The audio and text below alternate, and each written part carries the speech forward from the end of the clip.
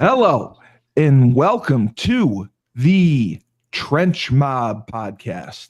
I am your host, the best podcast host in the universe, Steve Cully.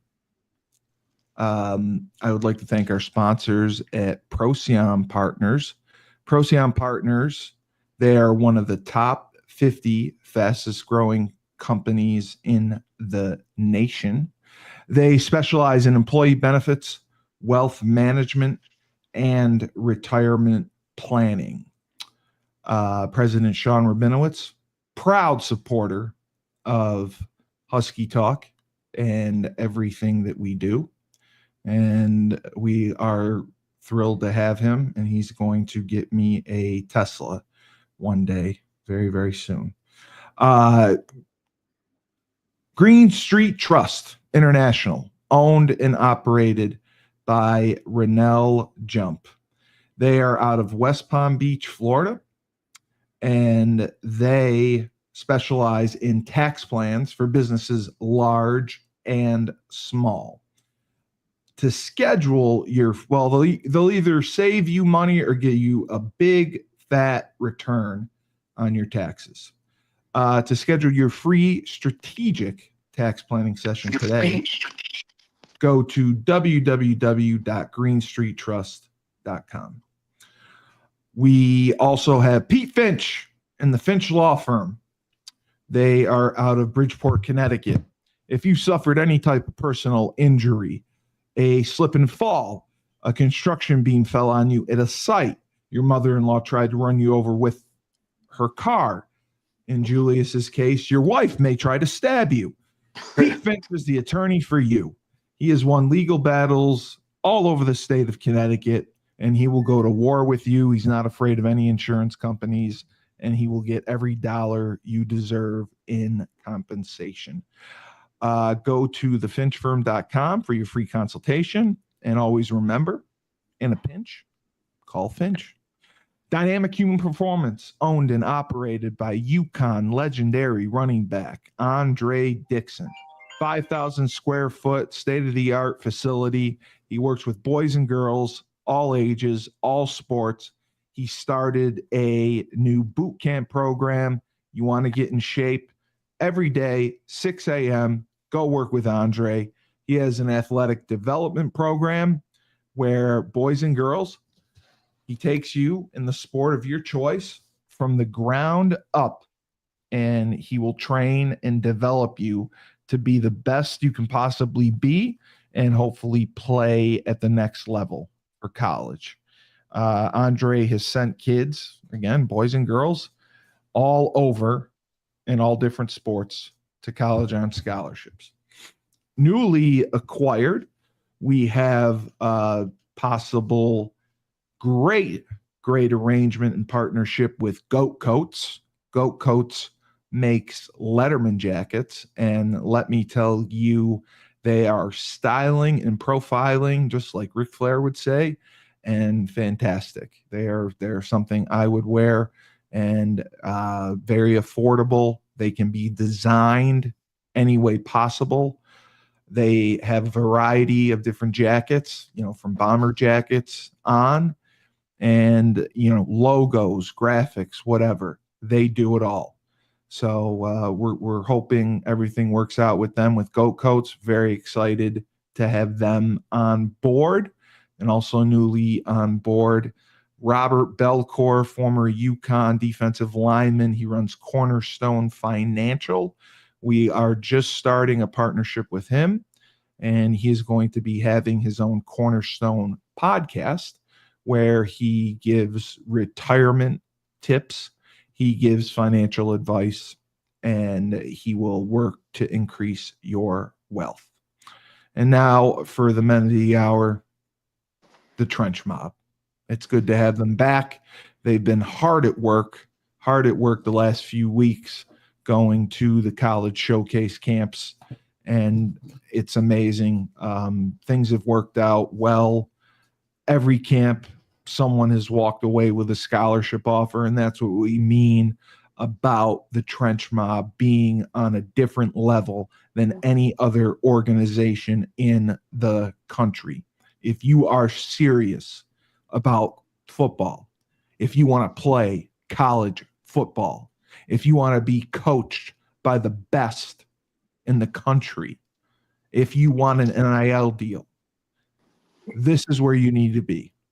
So stop with the nickel and diming it. Stop with the huffing and puffing. Stop with being half pregnant. There is no half pregnant. Julius, I don't think anyone can be half pregnant. Julius has put together a program where anywhere in the country you can utilize it and be part of the trench mob. And that's why it is so critical and important. He has that ability, and it makes a huge, huge difference. And that is why you should not waste that opportunity. So being part of the trench mob, it allows you access to Julius. And I said 24/7. So if you want to call him at 3 a.m., feel free. Cully, hold on real quick. I have to do this because that was such a profound and great introduction. No, no, man. Listen, I have watched other organizations, and I just, again, you guys are the best of the best. And it's just frustrating for me, because if I had a hypothetical son, I would want them working with you. I would want them working with the trench mob. No questions asked, because of your track record of success. I know that my kid will have the best coaching and the best opportunity to play college football at the highest level.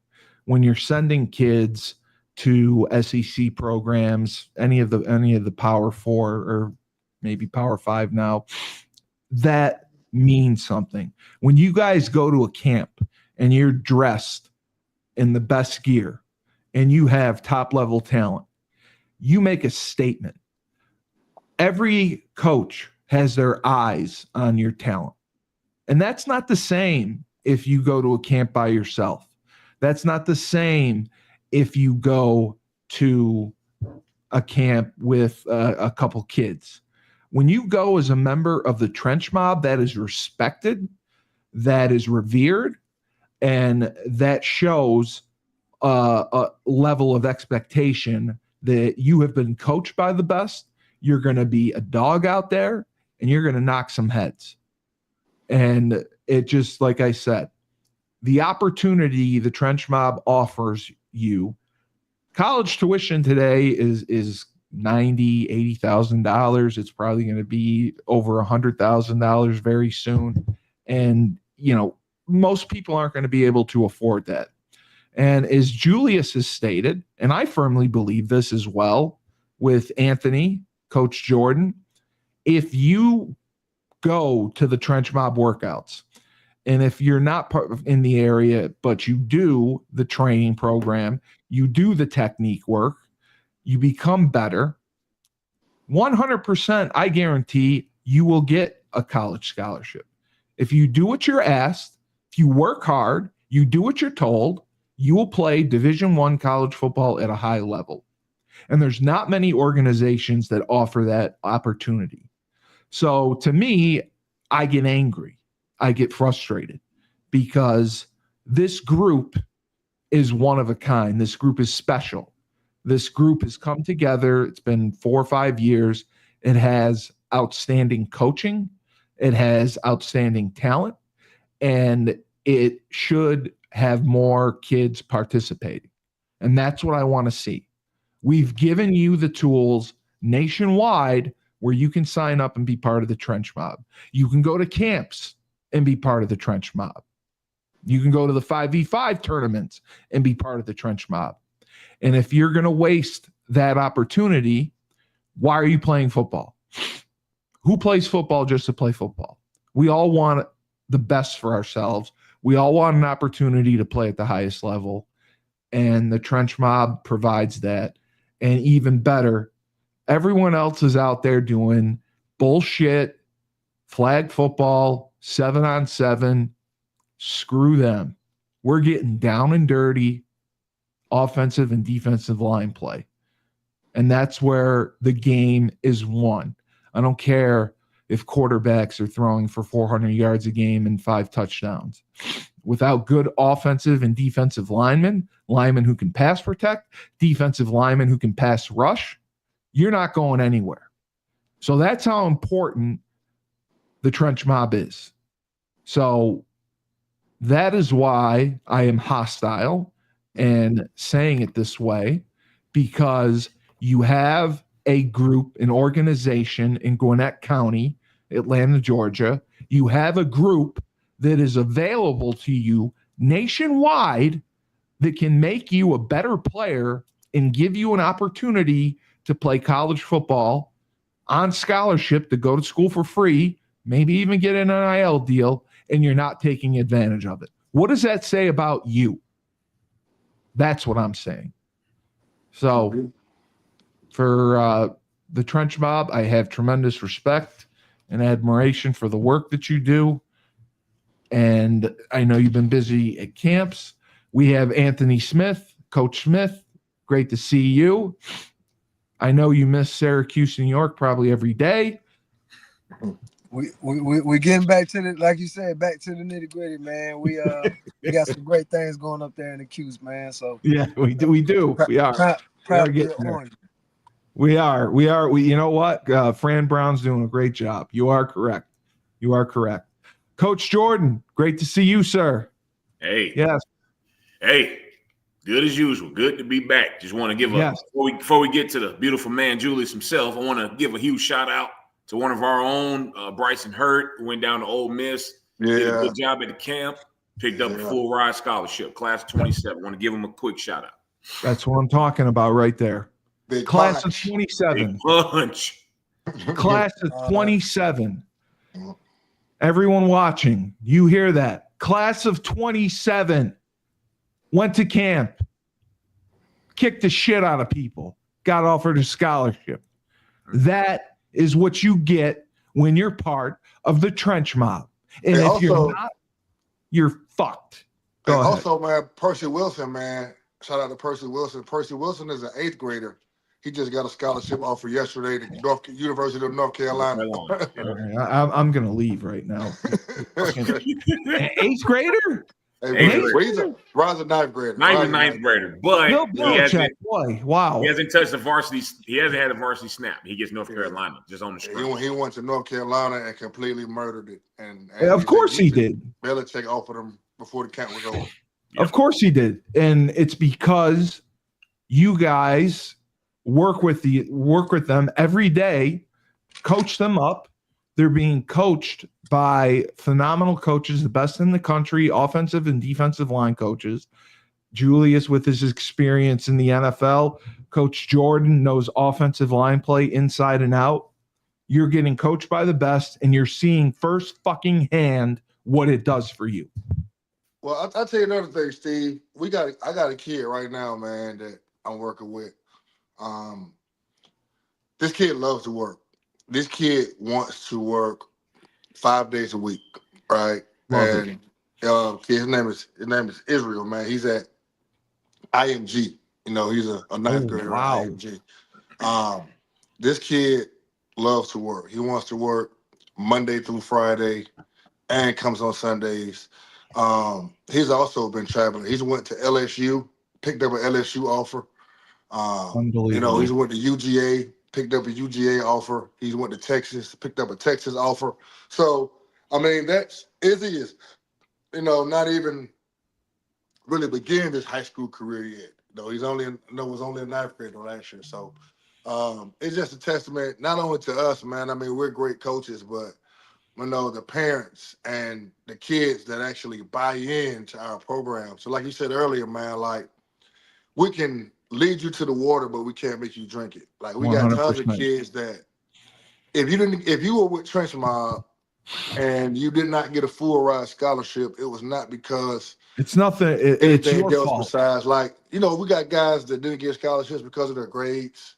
That, yeah. And I know they're taking less freshmen. But yeah, man. But other than that, man, other than you doing something detrimental to yourself while you can't go, man, it's 100%. Like, man, I know me and Coach Jordan for the last 2 months, we've been looking for 25 guys who still, who we're still getting calls. Yeah, college coaches. I'm sure. They're trying to give 25 guys money, and these guys have already graduated. I'm sure because of the spring transfer portal, a lot of kids jump in, and a lot of kids don't end up getting homes. And these schools are tasked with replacing them, and sometimes they can't find anyone. So, of course, they're going to want 25 kids. And, of course, they're going to go to you because they know they're going to get a ready-made prospect, a ready-made recruit who can come on the field and compete. And if he can't compete as a freshman, he's going to be able to compete as a redshirt freshman or a sophomore. I would go to you as well. So 100%. So that's my spiel.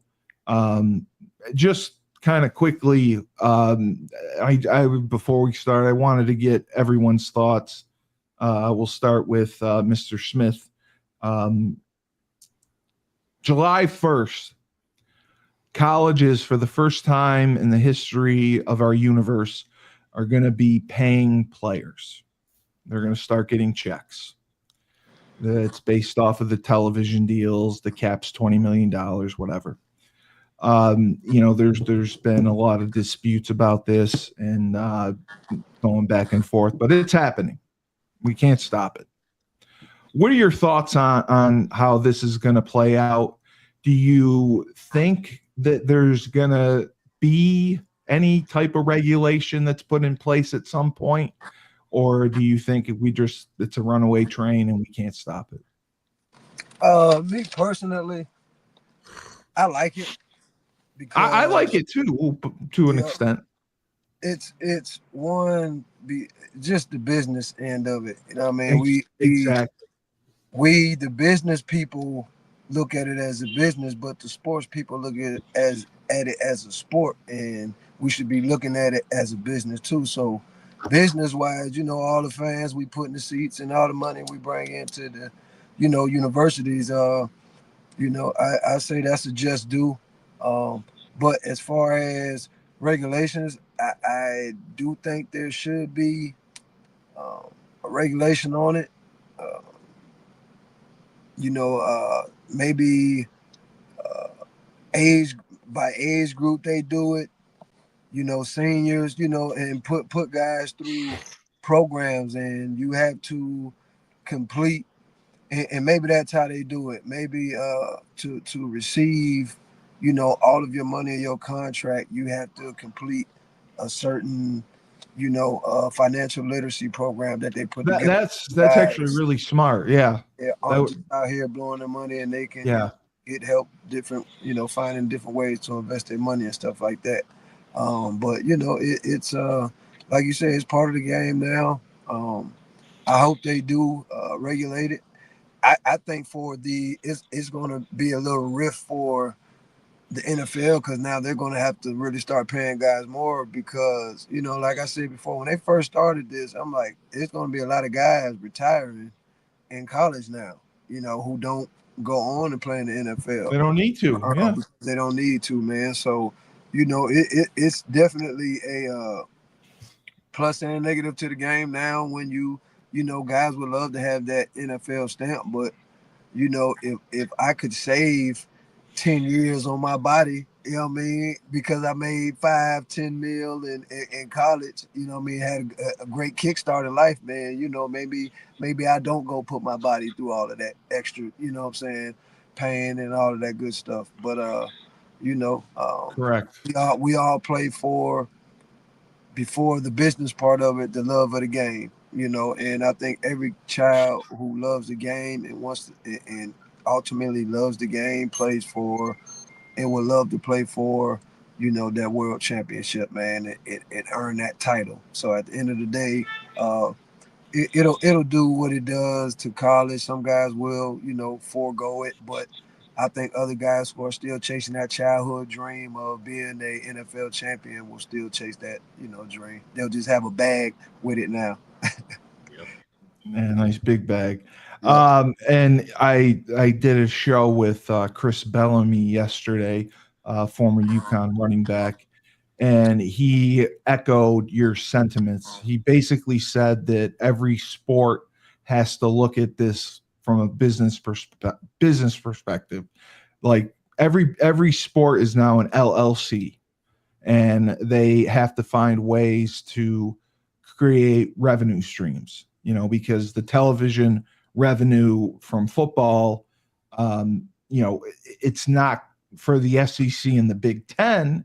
They'll have enough money to use it to fund other sports, but the Big 12, they may not. The ACC, they may not.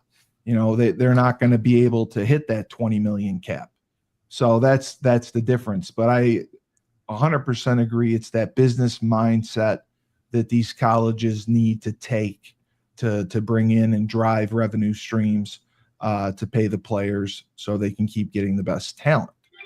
Coach Jordan, what are your thoughts on it? No, I agree with Coach Ant 100% on everything. For me and what all three, well, really all four of us, because we all play Division I ball, it takes away the love of the game. And that would be the biggest love-hate for me. Now, I'm all for players getting paid and getting whatever, whether it's 20 million, 30 million for schools and everything of that nature. Guys want to retire early.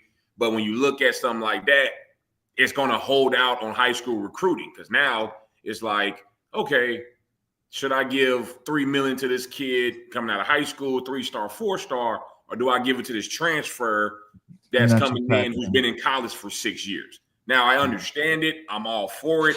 But at some point, like Smith said, it's got to be some type of regulation. Like, you can't be in college more than 5 years. You can't be in college more than 6 years. I know. And it takes away most kids, because what these kids are doing now, and Coach Julius, you tell me if I'm lying, they're going to be in it only for the money. It's not going to be no more, well, what are you going to do for me here? No more relationships. It's literally going to be, okay, I'm going to come here. If you're not going to pay me enough, then I'm just going to go and transfer. So it's going to be a big deal. And then that transfer portal number goes from, this year it was 17,000. Who knows what it's going to be? No one's going to be a shot. So I hate it because it's going to hurt high school recruiting. And even though we do what we do and we announce the guys that get scholarships and doing what they're doing, I'm all for it. But I love it because, guys like me that went SEC and guys like Ant and Julius that went G4 and, Ant went Syracuse, you give us $300,000 to stay in school for 3 years. We ain't going nowhere for a while.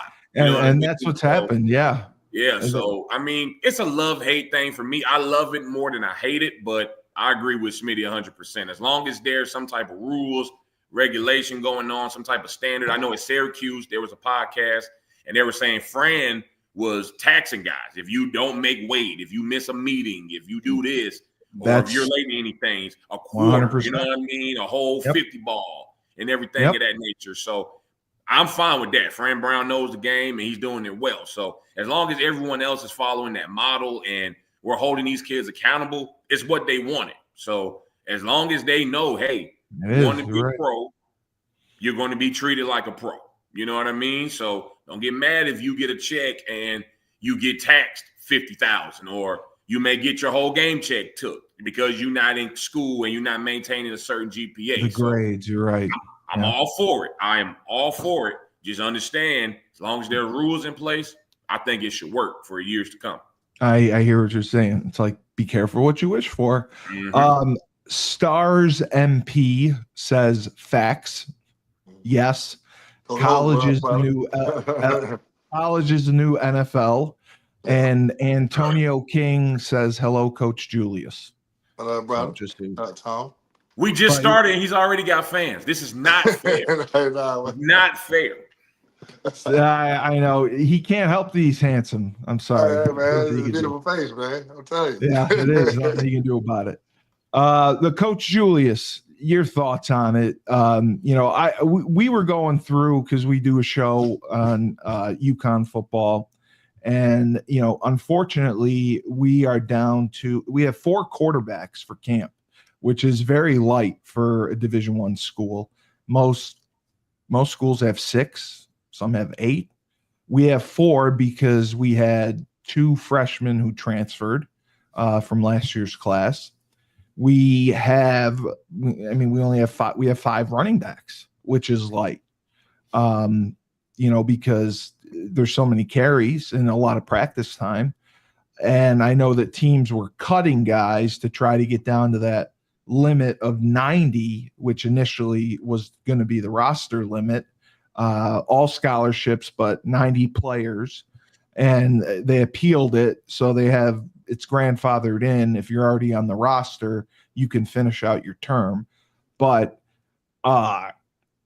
like for UConn, we don't have the television revenue. We're on CBS Sports, but I think we probably pay, to be honest.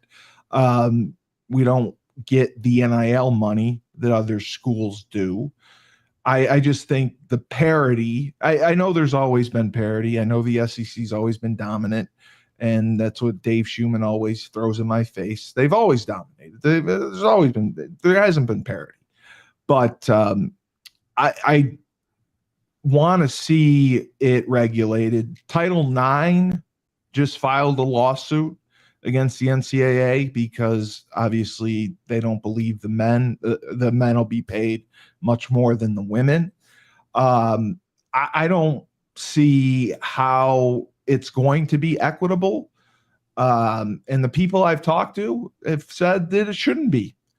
Football, college basketball drives the revenue that funds all the athletic departments. They should get most of the money. They should pay their players the most.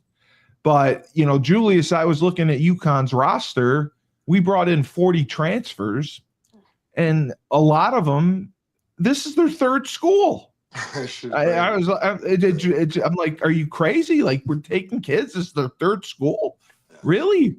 So, and I know there's more to it than that, but I feel like if a kid comes in and they don't get what they want as far as playing, like we were trained to work harder, to get better, to develop and earn that playing time. Now they just transfer. Yeah. So, and they're getting paid for it. But July 1st, the payments start. How do you think it's going to go? How do you think it's going to work out? Well, I'm like Anthony, man, and Coach Jordan. I think it's going to be a good thing to a certain extent. The thing that is going to affect mostly to me is attitude. And I'll tell you how and what I mean by that.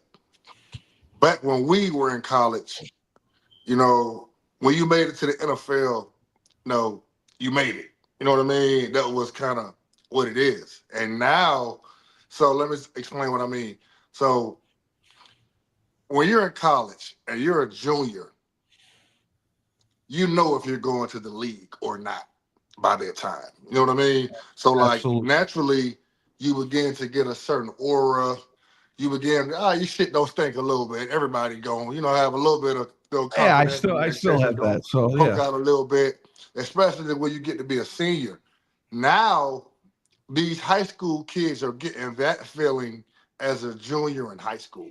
You know what I mean? It's like, I've made it. As soon as you get your first scholarship offer, even as an 8th grader, all of a sudden your head goes a little bit high. And we're in the age now where you have 8th graders that are making sure they go to the right high school so they can start. Not just on the field. It's not, you're not satisfied going in and being a freshman anymore, and earning, your keep and learning how to play football. You got to go and make sure you're at a school where you start so you can be a 5-star, after starting as a freshman to being a 4-year starter so you can make the most NIL money, or you can get paid the most, from your respective college. And I think it's just killing the kid, man. I'll give you one more example. We got Gorilla School coming up next week. You see them in the background. Yes. Right. Very excited. So yes. I've been on Twitter, Instagram, Facebook, talking to kids, inviting kids to come to Guerrilla School. When I was in high school as a 15, 16, 17-year-old kid, if somebody told me there was going to be a camp ran by a current NFL coach that coaches for the Arizona Cardinals right now, again, man, I would have took 3 buses, 3 trains, and swam through a river to get there.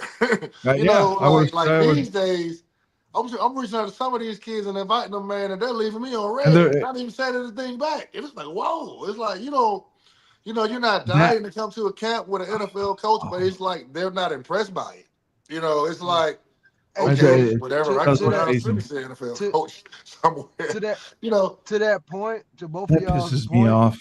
That really pisses me off. The thing I, like Jordan said, the thing I hate about it, like Juice, you just stated, that it's going to change is one thing that when we was growing up and we was going to schools, choosing our schools, it was one, the best situation, and 2, a pride thing. Who would I feel fucking proud to play for and, represent? That's very true.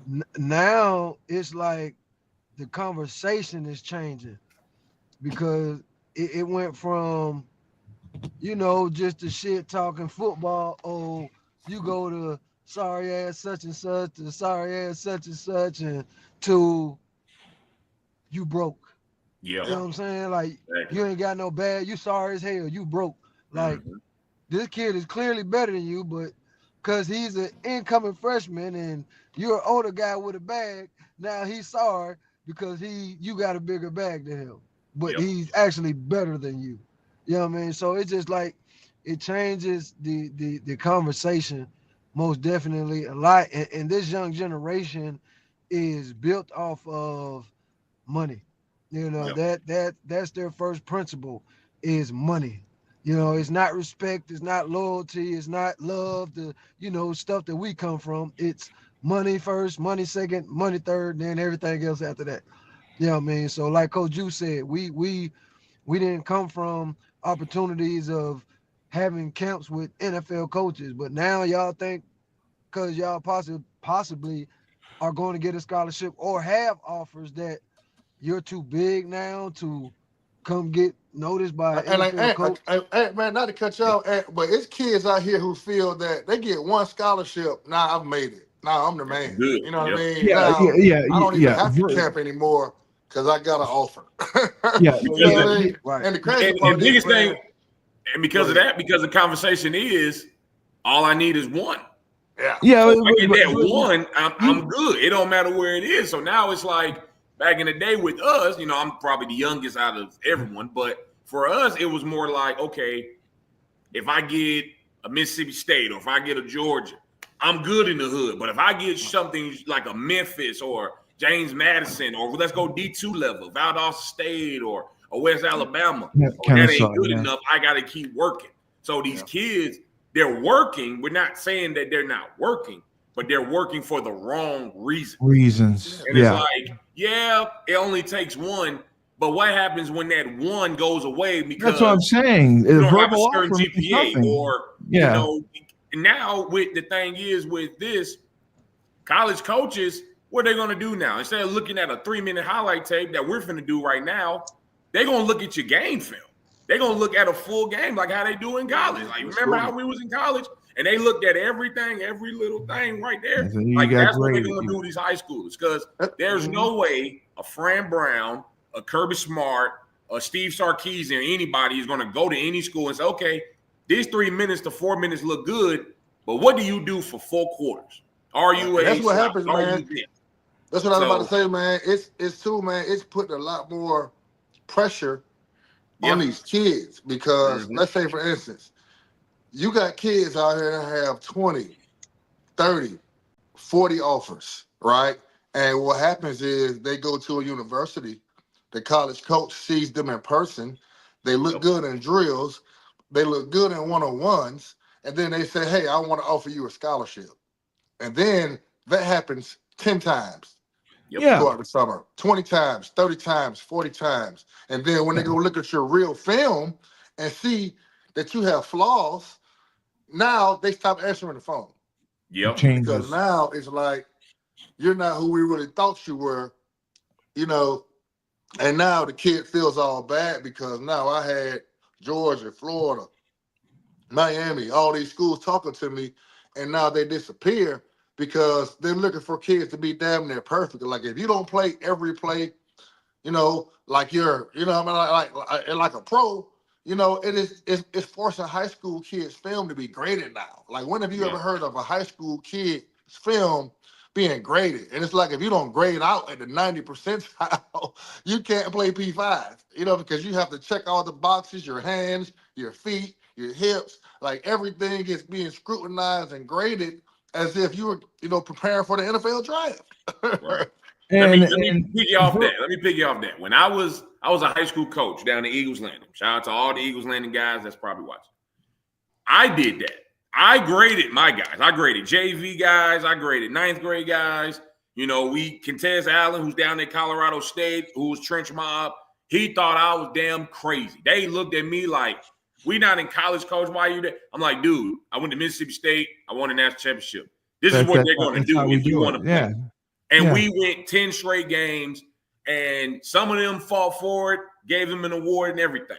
When Contez got to Colorado, he called me and said, Coach, thank you for grading my film in the ninth grade. Because they graded us off weightlifting. They're grading us now off squatting and sprinting and everything. So it's like now it's like these kids, they're going to go even crazier and crazier. But selective few. If you really want to get to that level, even like right now, we're in the paddock camps, we're in the commit era. We know in the next couple of weeks is going to be a dead period. But for this whole month of June, and both of you, tell me if I'm lying, we have seen more kids go to at least 15 to 16 camps than we have ever seen in our lives. You have to. Like now it's like I gotta go here. I gotta go there. Even if I just get a handshake and a photo, that's good. It's like, no, if that coach ain't bringing you in the office telling you, listen, we're gonna give you this, we're gonna wait on it, your first 5 games are important, then it's not gonna matter. But to these kids and to these parents, they're looking at it like, okay, this is an easier way out. Let me get my son on the grind. Let me pay $200 for this. Let me pay this, that, and the fifth just to get the elite training, just for him to go to a damn D3. Nothing against D3s, but if I got a D1 mindset and you're not working out 3-4 days a week plus what you do in school, then what's the point of you doing what you're doing? It forces you to, man, because without it, you ain't gonna have a chance. You know, you ain't got no shot. You gotta be perfect. Like now, you got college coaches saying, if you're not 230, I'm not gonna offer you. Before, it was about your play. Okay, he plays well. We can put 20 pounds on him when he gets here. We can put 40 pounds on him when he gets here. But now, if you're not 230 coming in, they don't want you. You know, they're not even gonna waste their time. Right, no. Exactly. And verbal scholarships mean nothing. They're not guaranteed. They can pull them at any time. Like you said, Julius, they stop answering the phone. Hey, this is another thing it's doing. It's putting that reality check of you're not really that guy. You're the we'll take you guy. You know what I mean? For like you said, for the guys who you get a couple offers, well, you're really we want this guy, but if not, we'll take you. We'll guy. settle for you. When they go through that process, and then the I want you guy takes that scholarship, now you're still calling them because your head, I done got an offer, your head and blew up. Now you calling them, they ain't picking up the phone no more, and you don't know why, because you weren't that guy. You were the I'll take him guy. So that's a reality check, that's happening with a lot of guys in this NIL stuff, because it's now we're not taking the younger guys to develop them. So if you ain't one of these guys getting a scholarship coming out of high school, probably not that guy. No, and you're right. And I coached at Holy Cross at the college level, and that's something that used to drive me nuts, because we'd have our recruiting board. And, if the 4th kid on the board that we had listed ranked 4th, wanted to commit, and we took his commitment. Then he would commit in August. Then in November, things would fall through with the kid on our board who was ranked second. Now he's available. We would dump the kid who was the fourth ranked kid, take the second, and it would piss me the fuck off. Yeah. Like, you can't do that.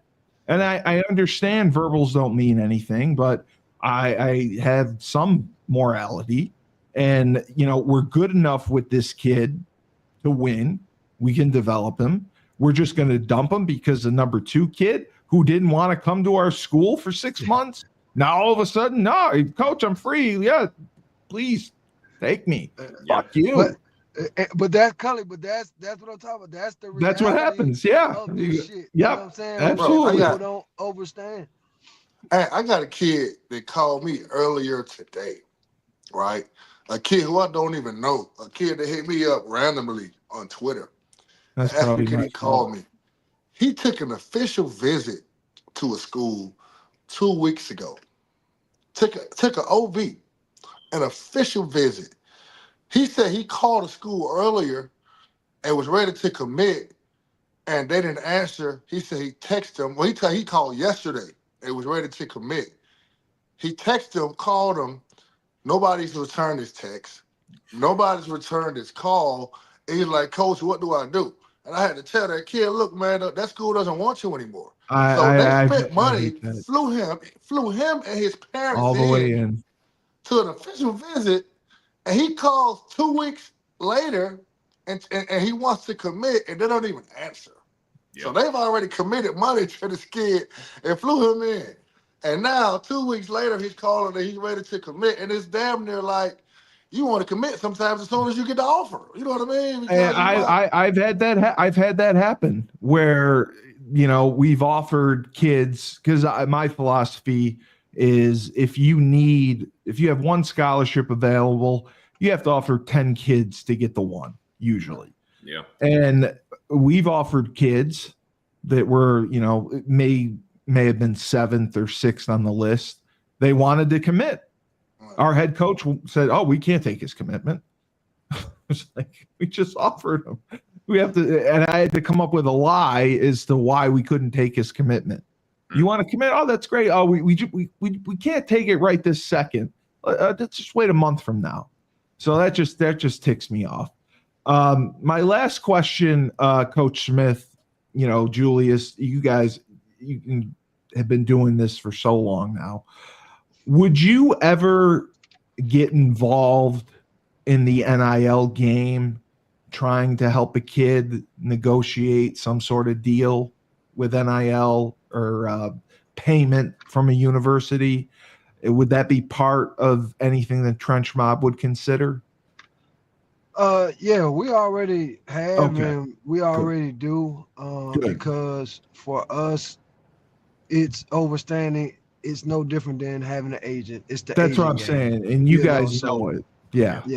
So for us to, help steer kids and their parents in the right direction, to link with the right people, man, and who're going to do their due diligence to get that, kid the most amount of money they can get them.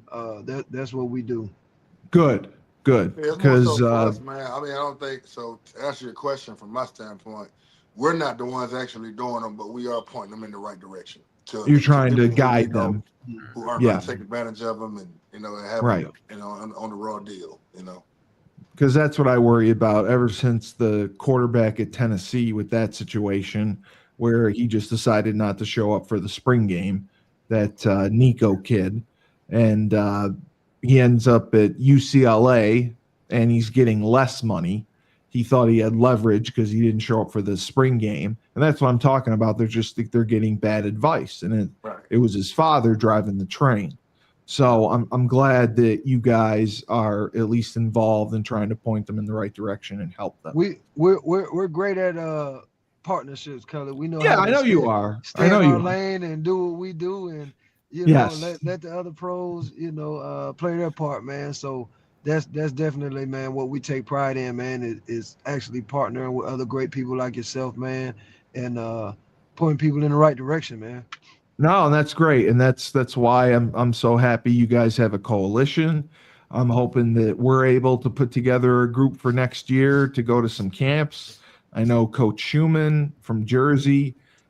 He's going to put together a group, and he's going to have events that hopefully you guys can get up to and kick his guy's ass. It'll be so much fun. So we will start looking at some of our players.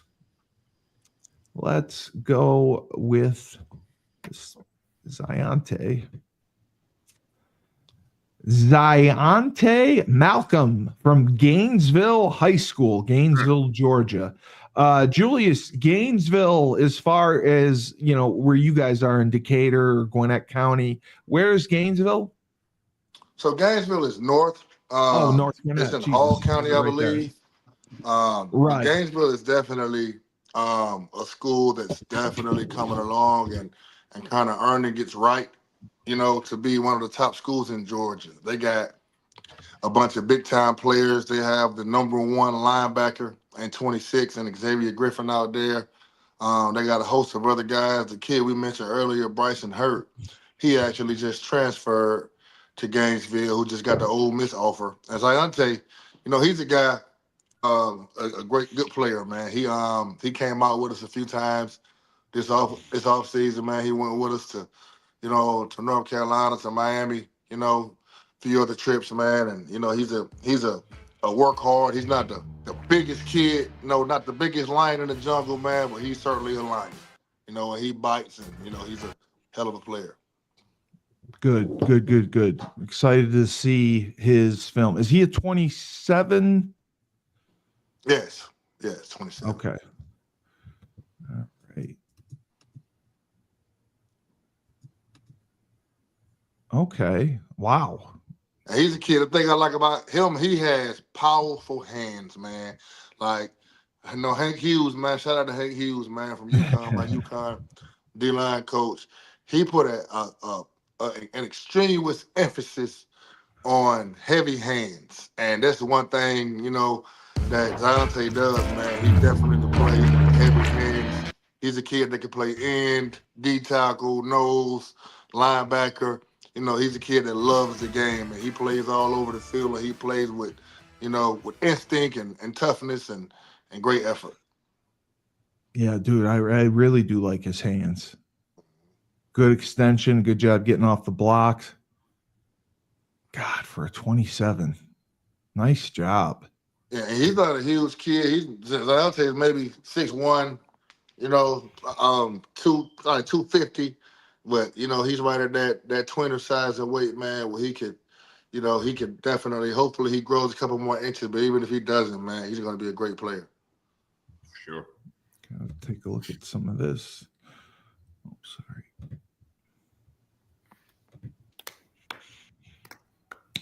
He's a guy that I want to develop. Has he been coming and working with you guys with the trench mob?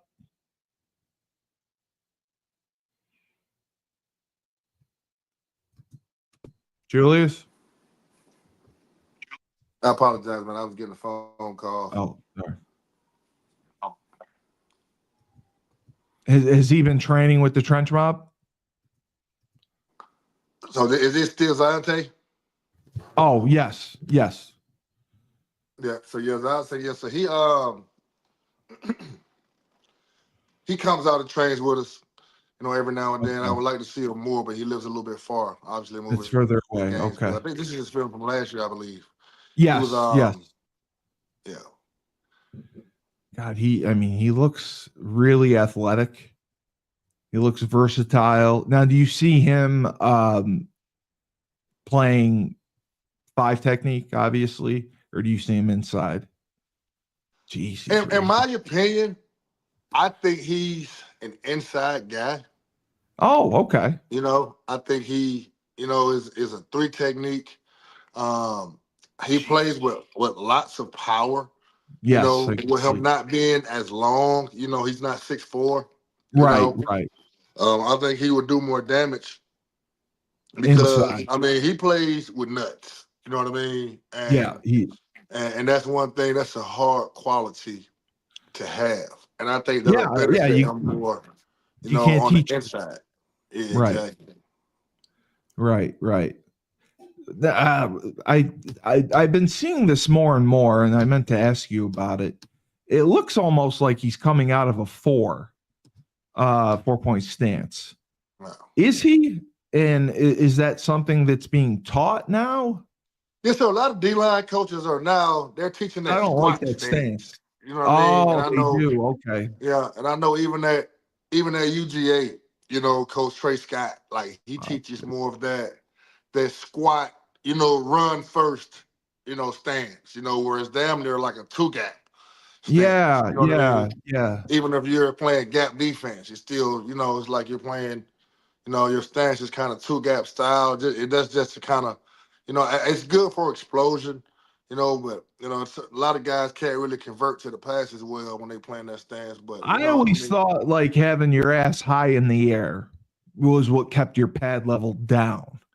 If you right, started lower, you would raise up. Is right. that But I think, still it's true? more. It's more. I mean, when I played, I would Jeez. always square my stance up on first down.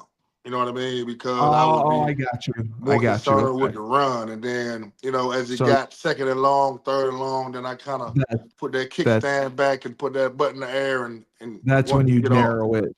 I Right. got you. Mhm. Okay. God, he does look good for 27. How much did you say he weighed? I mean, I would guess. I don't know, but I would guess he's around 250, 240, 250. But the thing I So, like about Zante, man, is like he doesn't give a shit what he plays. Like he played in oh, for he's been us. all He over the played place. three technique. He'll play nose. He played in the All-Star game that we coached last year. He's a fucking middle linebacker. He didn't give a shit. He's Jeez. like, put me in the He game, just loves coach. football. I don't give a damn. And that's the thing I like. I'll always fight for a kid like For Zante, those man. kids. Yes. Yeah. Because like he's not coming to us. You get a lot of guys. Hey, coach, I'm a left tackle, and Coach Jordan gets some more than I get it. But That's how I used to be. they'll say, "Hey, coach, I'm a left tackle. I'm a right tackle. I'm a left Yep. guard." It's like, hey, man, play football, man, because that is what you're going to get paid to do. I'm pretty sure everybody on this podcast Jesus. right now has switched positions at some point in their career. Yeah. So there's guys that come in as safeties and get moved to corner, or corner and get moved to safety, or safety and get moved to linebacker, linebacker get moved to DN. So, you always have to be prepared, man. And your God, football player instincts has to take over, and this kid definitely leads with that.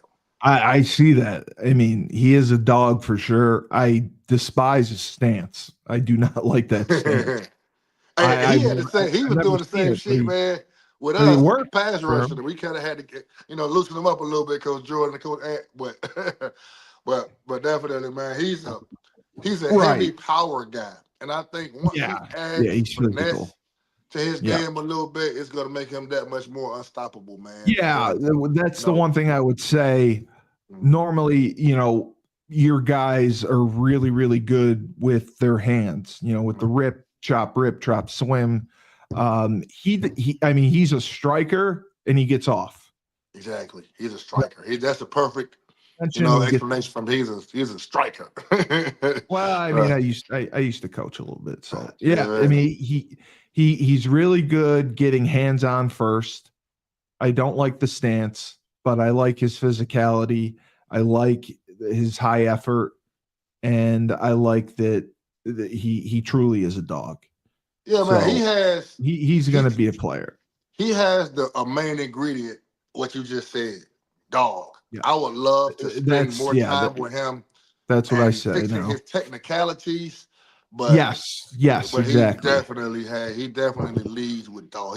He's one of those kids like those old school coaches say. He's willing to stick his face in the pot in the fan. Yeah. You know what I mean? Yep. Exactly. 6'1", 2'4". Okay, yeah. So he's going to be a 1 or a 3. And he probably, he could get to 6'2". He could get to 6'3", hopefully. Yeah. For sure, But yeah. he's a hard worker. You can tell. I mean, he definitely does not look like a 27. So I give him credit. That kid is a good player. Let's check out.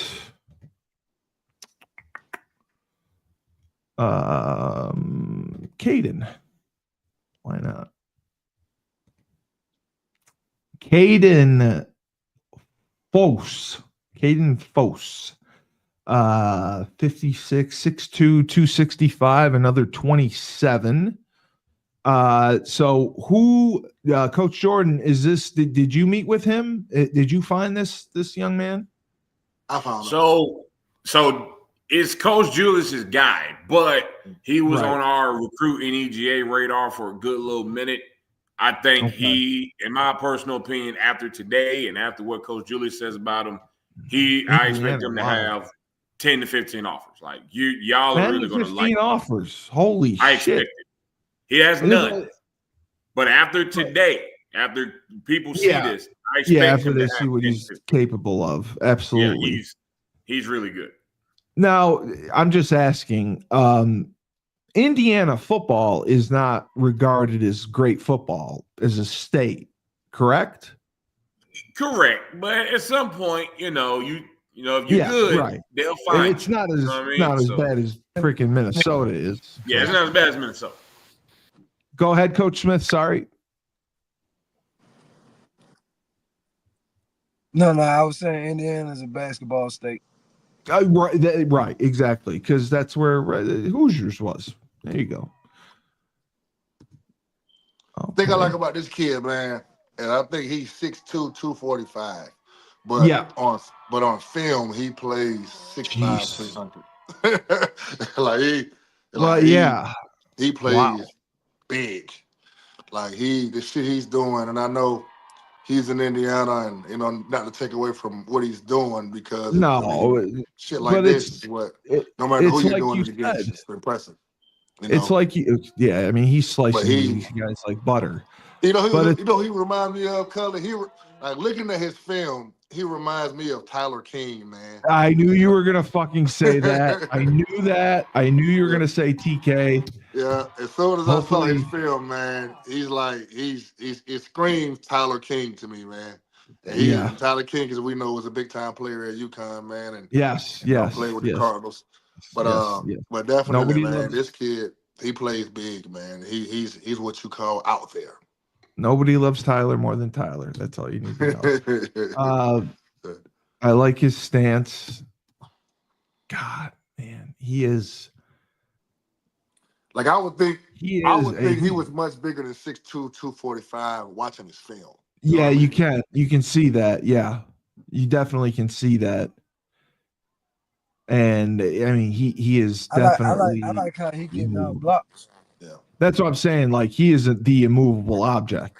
I mean, someone tries to block him, he's off the block. And what a lot of guys try to do sometimes, Cully, when they know they're more powerful, is they try to overuse their strength. And like Coach, we talked about the other time, you get to tripping over guys and doing all that other stuff.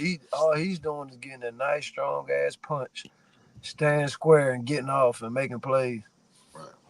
That's it. And Julius is right, because that's exactly what Hank Hughes would be telling him to do. Right. Hank Hughes used to tell Hakeem Kashama to stop manicuring himself and play. Right. This dude can play. Hey man, punch that V in the neck and that armpit, man, and point that hip and go. So that's amazing. So have you guys seen him at any camps at all? I haven't personally, well, yeah, man, I know he was a guy that commented his film on the video that we posted on Twitter, man. So yeah, he's definitely offerable. I mean, I'm shocked that he's got nothing. I know he's a 2027, but yeah, I would imagine that he hasn't. I mean, I don't know his story, but he's got to get with your program. As it gets seen, man, it just needs exposure. Yeah, it's just hard these days, man. For college coaches, not many college coaches are going to Indiana to go get. No, they're not. You're right, they're not. But like he's someone who could benefit tremendously from your training program, being out of state. He can do the proper lifting he needs to do. He can work on his technique. He can work on his speed and agility. And, he's got the physicality. He's got the power. He's got the strength. He's listed at 6'2", 265. I agree with you. He's probably closer to 250. But he has a lot of ability. Both those kids. He's somebody I think he would benefit. Me and Coach Jordan are doing Dead Week from June 30th to July 4th. Absolutely. And, I mean, he would definitely benefit from coming down and spending more time with us, man, for that week. That's what we're talking about. I mean, these kids got to take advantage of these opportunities and get down and work with you, because we know they're being coached. They're not being coached by the best that they could be, and that's what's disappointing. They clearly could be coached. When someone is coached by you, it's gonna make a tremendous difference as opposed to their typical high school coach. You got a guy with NFL experience that's working with offensive and defensive linemen. This is a kid I had been talking to, Mason Perkins. I like this film. Obviously, another Indiana kid, which is shocking. What are the odds of that? Indiana in the building. He is 6'4", 285. He's this year's he class 26, so he's going to be a senior. I'm partial to offensive linemen like Coach Jordan. I like this physicality. I like some of the things he was doing, and I just wanted to showcase him. And again, he was someone that I think needs to work with you. I think he could benefit from your program, and I hope that we can get him on board. Right there, he's just knocking the shit out of someone on a double team. He comes off the ball pretty well. I mean, he's good with it. That's why I said he's knocking the fuck out of people. I mean, and he's doing it from a 2. I don't like the shoulder block, but he's still drilling people. Yeah, that was the first thing I was going to say. The shoulder block is getting me. Yeah.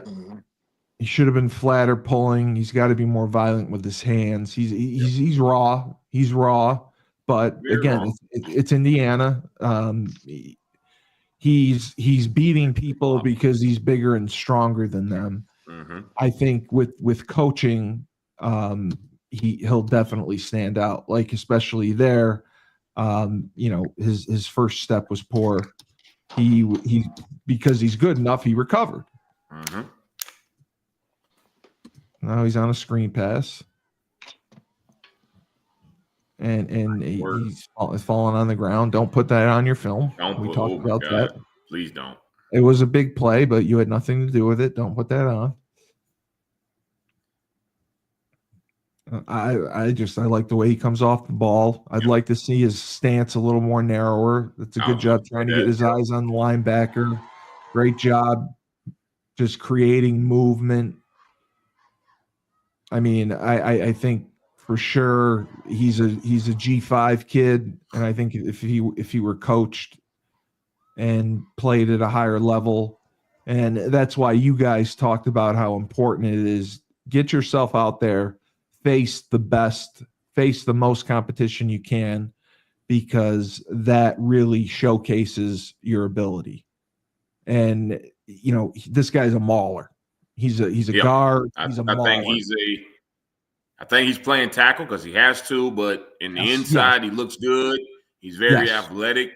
Like we said, we got to work on the elbows. Got to work on a lot of things with his hands. He's driving dudes. He is driving guys. Look at him in his 4-point stand, about to run over somebody.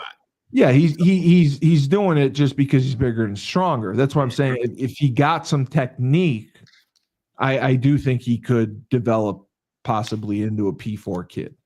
Absolutely. I mean, right now, I think he's in my personal opinion, I think he's a D2 FCS type of guy. Yes. Just on the aspect of there's a lot he needs to work on. Is that a bad thing? No, but he's very raw. He would be a G4 type of guy, like a Memphis, one of those type schools type guy. Most 100%. Sunbelt, Conference USA, absolutely. Mm-hmm. But that's what I'm talking about. Like schools don't want you to come in and redshirt. I mean, they need guys to contribute. Yeah. You don't have you that to come in time and play right away. Yeah. You don't, I mean, Julius knows with Coach Edsel, I mean, we redshirted everyone. I mean, that's how he did things. He redshirted and developed people. It's a good job, fast feet. He's got a decent bend when he plays low. He's got to stay down longer, but just that physicality, that old school being able to grind it out. That's what I liked about him. Yeah. But yeah, that's I've talked to him several times. I really want to get him working with you guys. Mason Perkins out of Owyhee High School in Meriden. Oh, I'm sorry. It's like Meridian. Is that? I think it's Idaho. That's not. Yeah, it's Idaho. Oh wow, that's that. Okay. Yeah. I got that wrong. So that's different. Okay. So he's definitely someone I could see as a diamond in the rough, being from Idaho. He's probably not getting a lot of looks, probably not going to camps, and that's why it's crucial for Mason. And we've talked, Mason, pay the freaking $25, start this program, and I promise you, you will not regret it. For sure. Yeah, I bet it's some dogs in Idaho on the low. There are. Yeah, they are. What else are they doing in Idaho? They are. So Coach Smith, just wrapping up, you guys are still, you have this week coming up. It's June 30th to July 4th. Can you kind of go over like what the schedule is for the kids? Yeah, so we'll still be, and one thing about us is we're always in full-time grind mode. Absolutely, which I love. We acknowledge the government holidays and things of that nature, right, and all of that. But for us, man, our doors are always open. We're always, willing to go to the field if a kid calls us, to get somebody better, man. So you'll work with them. Yeah, right now, like Coach said, this is about to be the dead period, so it's a good time to get with us, man. Get some last minute work in before you get into the season, and come see us on Sundays throughout the season. Now, Coach Jordan, do camps start earlier in Georgia? Do they start in July or earlier, or like the first week in August? For high school or just high school? High school right now. So everyone's doing padded camps. Everybody's doing regular camps. It started June. They just brought that in like 3 or 4 years ago. Wait, you're saying their own practices, their own workouts? Yeah. So right now with the padded camp schedule, what they do is they come together, find a school, and then they go school to school, put helmets, shoulder pads, not really full pads, but then again, uppers. Yeah, uppers. But who's really wearing full pads these days? So nobody does. Basically. Yeah. Everyone comes together, they go to a school, and then they just go against each other, a little 7-on-7, 5v5. They just started that module, I want to say 3-4 years ago. But most high schools are doing their camps in June. But right now, for getting ready for the season, they're going to get started late July, because right after that first week, July, it's going to be fall scrimmage time. So it's coming quick.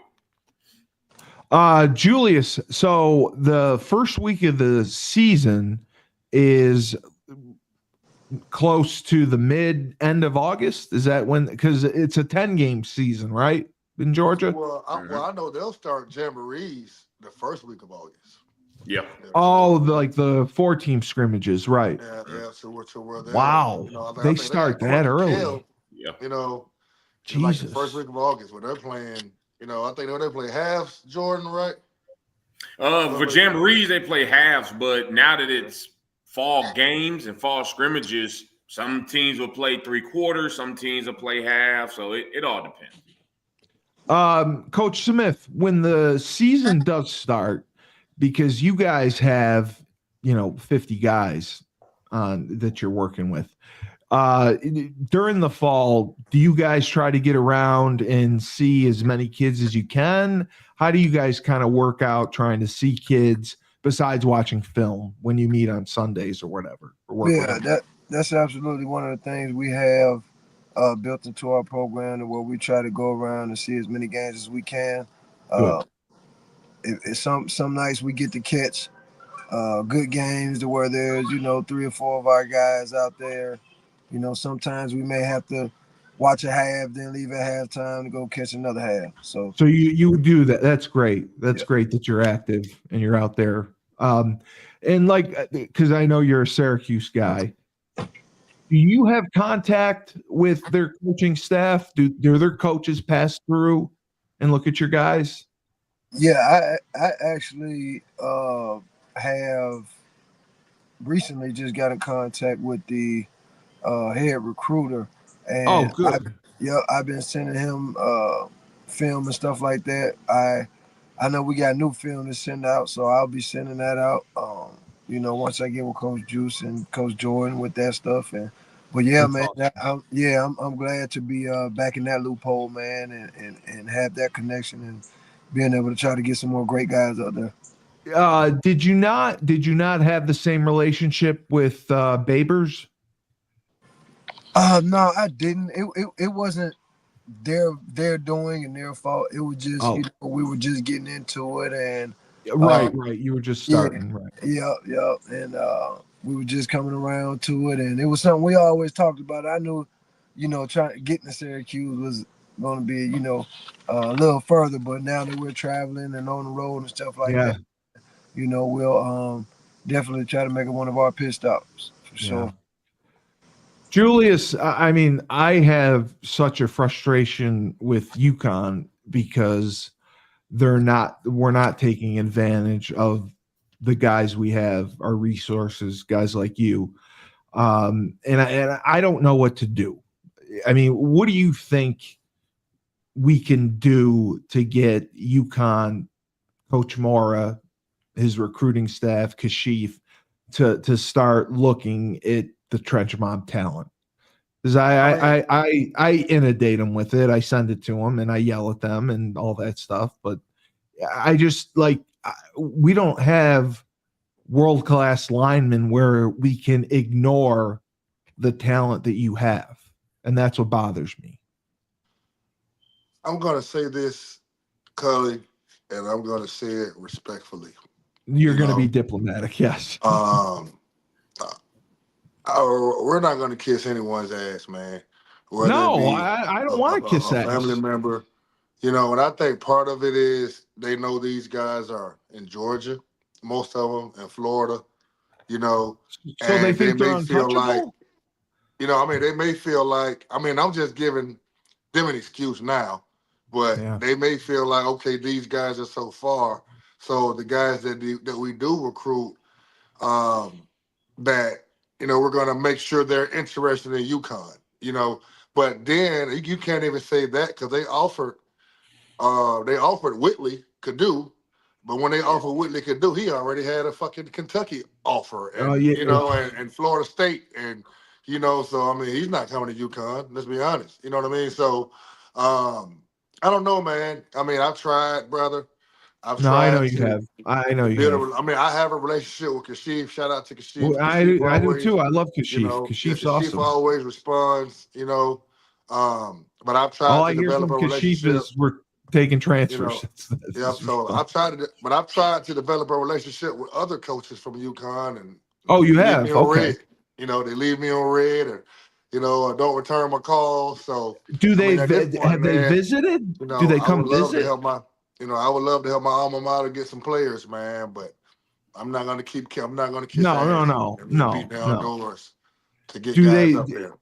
Do they visit? Will they come to some of the schools? Whoever recruits Georgia? To be honest, man, like I talked to UConn through Kashif. You know what I mean? So yeah, of course, me and Kashif, I'll have a guy and I'll send him to him. And he'll be like, bet. No, I'm gonna send him to the D-line coach, But the times that I've tried to reach out to the D-line coach directly, it hasn't worked out well. You know what I mean? And I don't know, he may not, know me or, it's basically relationships. I mean, I have better relationships in some schools. I mean, Coach Jordan and Coach Allen tell you the same thing, man. Yeah, some coaches, you'll text them, they'll text you back in 2 minutes. They do. You got some coaches you'll call, they'll pick up, even if they're in the middle of something, they'll pick up. You know what I mean? Of course. UConn just hasn't been like that. It's been, I've had to go over and beyond sometimes, and it pisses me off because it's not like I was some, slap there with the UConn. No. Like I was, I did some pretty nice things at UConn. I'm in books. I got a record for quarterback hits in the game. And, shit like that. Know. So you would think that they would be respect who I was at UConn and but they just haven't, to be honest, man. And it's frustrating at times, but you learn to move on. That's been the biggest frustration for me because of the talent the Trench Mob has. You have Schumann in Jersey. He's got a ton of talent. Jamal Lundy has talent. He's coaching in Maryland. He had the Maryland State Player of the Year, the wide receiver, 6'4", 195. He had over 2,000 yards receiving. Kashif was great with him. He brought him up. They went to Jamal drove him 7 hours, and they went to a spring practice, and, Baylock gave him a tour. Kashif talked to him, and that was it. And he's got offers from Maryland and Duke and Northwestern. And it's like you have a connection, you have a resource to push UConn, and especially someone like you who knows the 27 kids, the 28 kids coming through the pipeline, who they should be looking at, who could be offered. That is what is so disheartening and so frustrating on my end. Is we're not winning national championships. Use the resources you have, and we have some great ones. Coach Jordan, you too. I mean, you guys overall, if you were going to grade your 5v5 season, your camp season, how would you say that? How do you feel that your kids did? 5v5, I give us an A+. I wouldn't. I'm not going no lower than an A+. I would too. To see what we have done and to be in the situations that we are in and what we have went through as a group.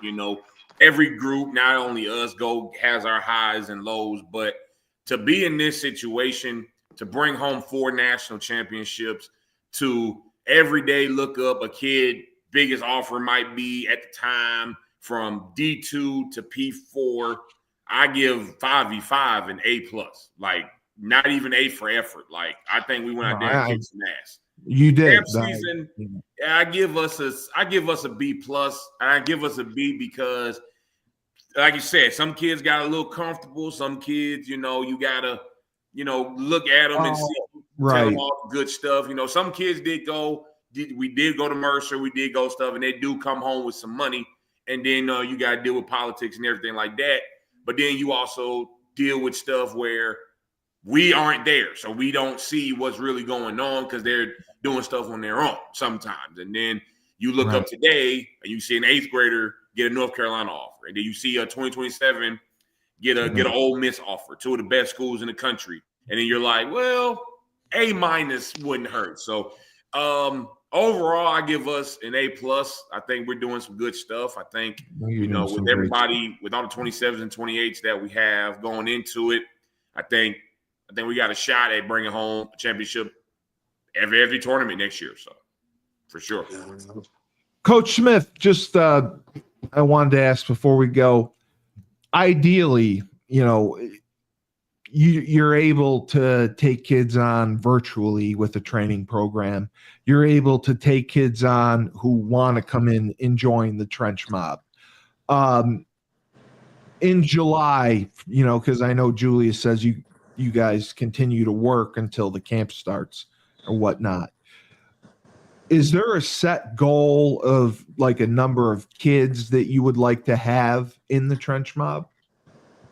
So we're actually, man, putting together some things now, to where we'll be able to sponsor some kids, and I think that number for us right now, I believe is going to be 100. Yeah, Oh my God! Wow. Okay. we'll do 50 on offense and 50 on defense, and break those numbers down by position. But I think right now that's going to be Oh, our goal that's number, great. and we'll just expand and grow as we go.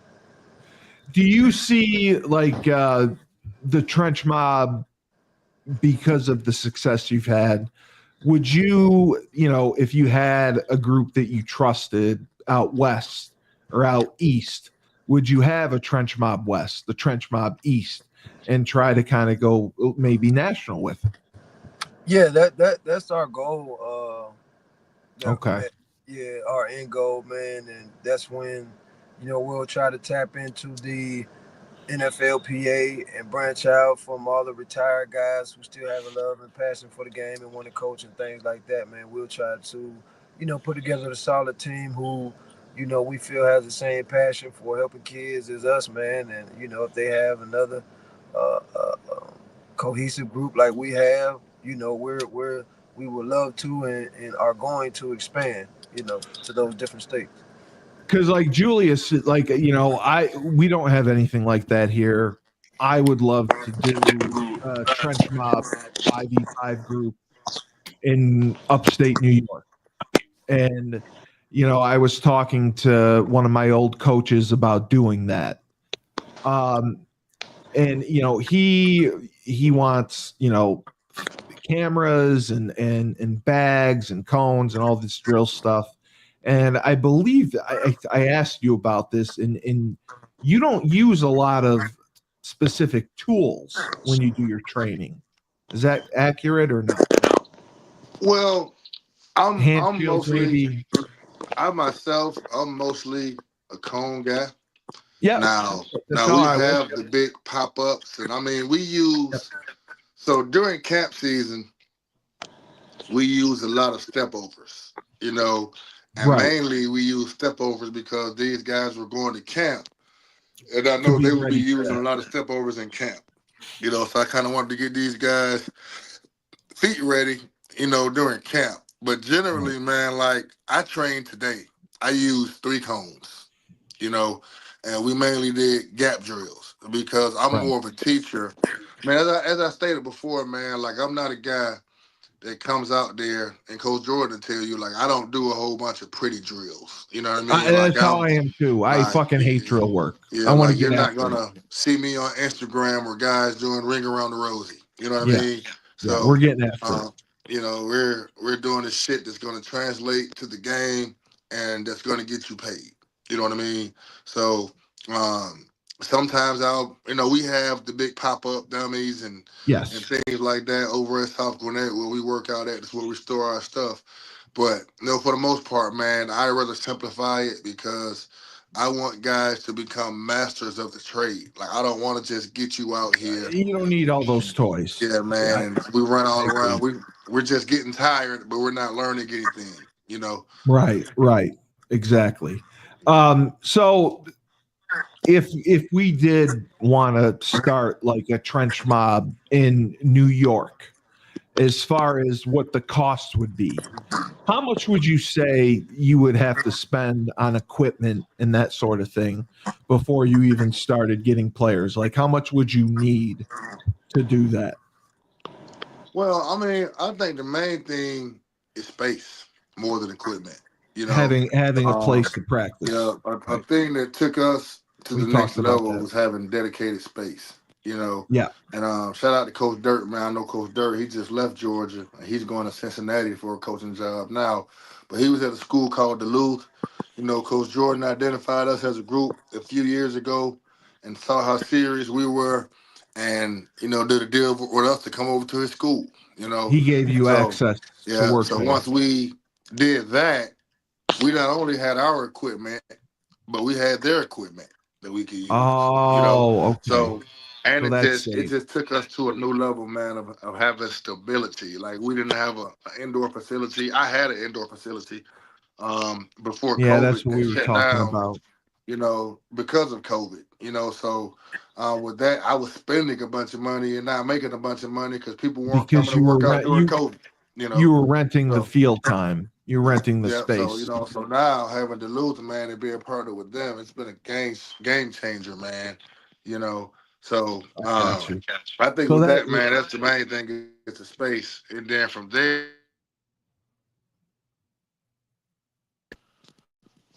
so that's what you're saying basically is if you can get space to be able to practice and partner with a high school of some sort. So, That's and the main thing, man. they allow you the field time to come and work there. And then it Right, just and now, man, we became attractive now, like Anthony said earlier, man. So now that we're out yes, here kicking ass and winning championships, absolutely. now we have people that we're attracting that, now Please we're come going to here. get Yeah. facilities and stuff like that. But to start, man, just get you a stable and a place where you can go and people know you're going to be there, whether it's every Sunday or every Tuesday or twice a week or 3 times a week, and I think that's really helped take us to the next level. Okay. So shout out to Coach Cam at Duluth, man, and Coach Dirt for getting us over there. Coach Lamar over at South Gwinnett, man, for opening their grounds and their buildings for us to be there weekly, man. As I stated, me and Coach Jordan, we're doing Dead Week over there, June 30th, Yes. June Yep. 4th. So we're going to We'll use promote their that. indoor facilities. We're going to watch film, be on the chalkboard. They're giving us access to the weight room. And, so we got two good partners, man, in Duluth and South Gwinnett for sure. And that was my other question. The weight room situation. Where do you guys typically lift weights? Is it the same high school? So we don't typically lift weights as much. So one thing we're going to start doing, we're going to start our weight program because a lot of these guys are not getting offers because of the stature. Like we got one kid, Ahmad Dortch, I'll say his name. If Ahmad Dortch was 230 pounds, he probably would have 30 offers. But he's only 200 pounds. So, right. So and he's not sometimes training I think he properly. weighed in the Mercer like 198. So, we can get these guys in the weight room early, and get their bodies right. Like I believe, and I know Ahmad Dortch is going to be a Division I football player. But, it could have made his job made his path a lot easier if he looked like a Division I football player, right now. Yeah. Pass So the eye test. yeah, pass the eye test. So we're definitely going to add weights to our program in the future. Coach Jordan, adding weights to the future. So would that be, because I know you work out 3 times during the season, would that be adding time into the workouts? Maybe you do 30 minutes of lifting and then you go and you do your field work, or is it a training program? You give it to them and they do it on their own? A little bit of both, but we want it to be, get the 30 minutes in and then go out and do the training because we want them to simulate what's going to look like, for high school, for college. Because as we all know, we've been in college. We worked out 2 days a week, maybe even every day. Then went out there for 2 hours, did a practice, did a meeting, and then went to work. So it's going to be a little bit of both. We'll have a package set up for them just in case they can't come because a lot of people are traveling an hour, 2 hours and everything. Correct. But for the people that will show up, we'll get it in 30, 45 minutes. We'll have an arm day, leg day, all that good stuff. And then we'll go out, do what we do best. Do it your work. And it just somebody had asked this before. How long is a typical workout? Not on Sundays. Like if you're during the season, I think you said you do Tuesdays and Wednesdays, or right? So during the season, we're going to come in. We're going to do it at least Tuesday, Wednesday, or Tuesday, Thursday. Well, we'll come behind them. Like some schools practice in the morning. Some schools will practice in the afternoon. So, it all differs on what's going on. But we'll pick 2 days out. Hold on a second. They practice before school? Oh, man. Yes. It's schools that practice before school. Like right before school, 5 o'clock, 5:30. Okay. And they'll get it in. So it all differs. So if it's afternoons, if it's an afternoon session, like they'll practice from 3 to 7, We'll come in probably around like right at 7 range, get a quick lift in, get some quick field work, whatever they need to work on, be more hands-on with it, get them ready for game week type. You do more drill work. Try to give them some extra work for all that good stuff. So we're working on it. And then in the off season, like a typical Sunday, that's your work day. That's where you'll put in more hours and it'll be a longer day. Because we really just don't want the kids to have too much on the brain. They already got 15,000 things going on and everything. So we want to keep it as swift as possible. You know, the off season comes, that's where me, Coach Julius, Coach Ant, we come in and do more damage. But as the season goes, we want to keep it as long as they're strong, as long as they're mentally good, and you know, they're not worried about everything, all the bullshit that's going on. I think we're good. Okay. So for the lock-in day, is that on the website, battleofthetrenches.com, if people want to sign up? Yes. So that will be muted, Julius. Go ahead, Julius. No, I mean, I believe it is, but I know it's on my website for sure, juliustrenches.com. Okay. And if it's not on our Battle of the Trenches website, I gotta have Mike add I'll it. put that in. It's just really a me and Coach Jordan thing. It's not really a trench mob thing. Okay.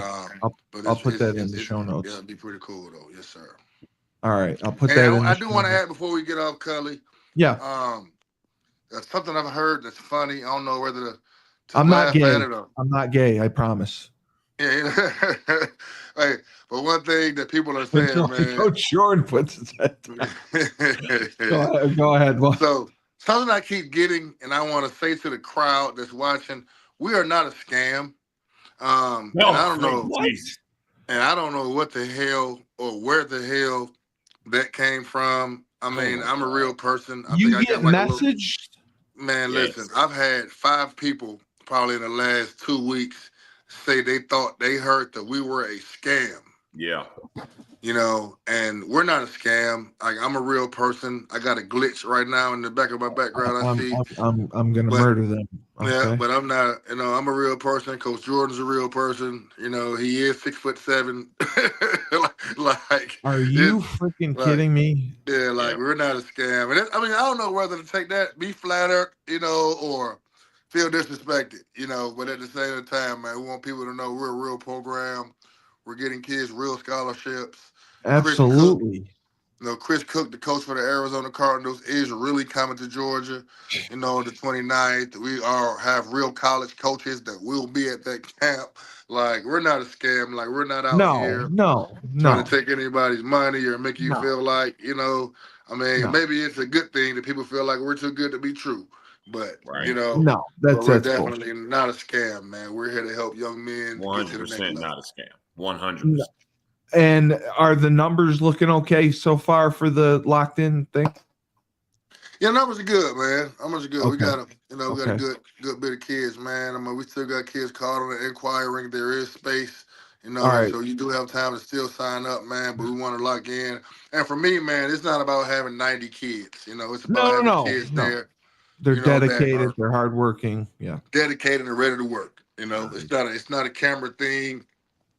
I'm not a trainer and Coach Jordan's not a trainer that's going to have, as soon as you walk on the field, the camera's going to be in your face watching you warm up. You know, you know, we're not those kind of guys, man. We're going to get some real work and get better. Okay. So what I need, if you guys are capable and you can do this, if you can just put together a little video promoting the week, I will post it and run it as an Instagram ad with with a poster or whatever behind it to try to get that out, and I'll target Gwinnett County and the high school kids.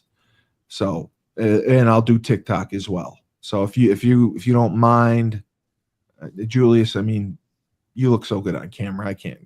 You'll be great. No problem.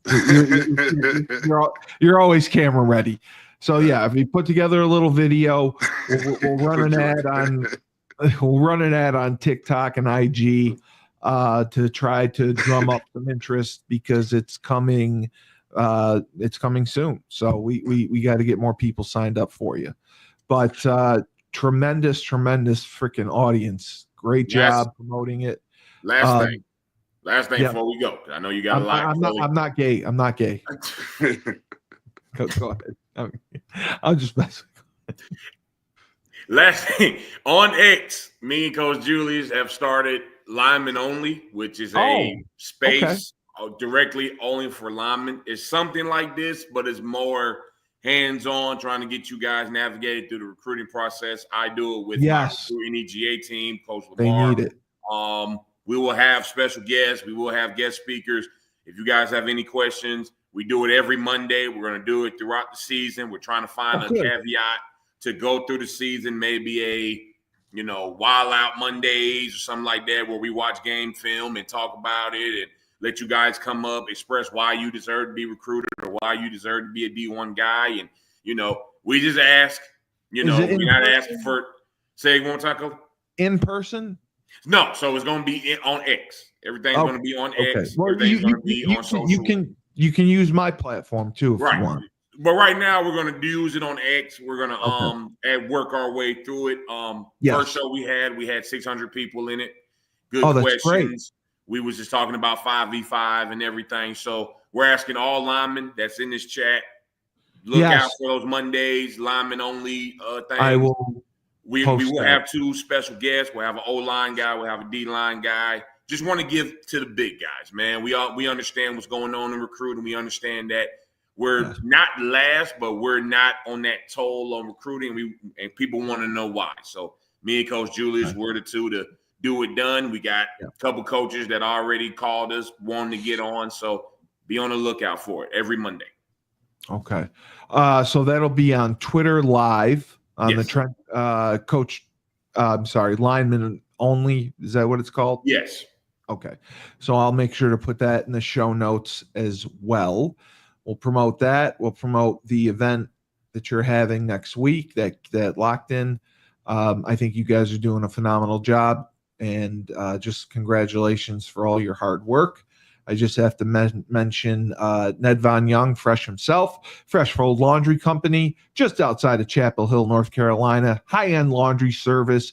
You drop off your laundry, you schedule online, they wash, dry, fold it for you, land, speed, records, and they have deals for college students. They have an online subscription model, weekly or bi-weekly. To see all their services and sign up for everything they have to offer, go to freshfold-laundry.com. And for Mr. Anthony Smith and Coach Jordan Harris, and of course, Julius Williams himself, this has been the Trench Mob Show. Great audience, great turnout today. Great to see everyone back, and we're going to build on it. Anyone who wants to be featured on the Trench Mob Show, DM us, send us your film immediately, okay? Send us your film immediately. We did 4 kids today. We had a couple more. I didn't want to show them because we talked a little bit longer, but we'll show more kids if you send in your film. And again, Julius has a training program wherever you are in the country. Mason, this is what you need. Get right on it. We'll get you signed up for it. And then, I forgot to show Micah's cousin, Andrew. We'll show Micah's cousin, Andrew, next time. Ricky, I apologize. I will do that for sure. So we will see you next week at this time. Communicate with us. Send us your film. And again, we have a sponsorship right now. We're finalizing details with Goat Coats. The numbers for the Trench Mob have been just going through the roof. If you want to be a sponsor, you can reach out. We work with whatever budget you have, and it's for a phenomenal cause. You're helping these kids. You're helping these kids with training. You're helping with these kids attend camps. And, Julius's wife will be sleeping better at night. So let's do that. Anyone who wants to sponsor, we work with all businesses.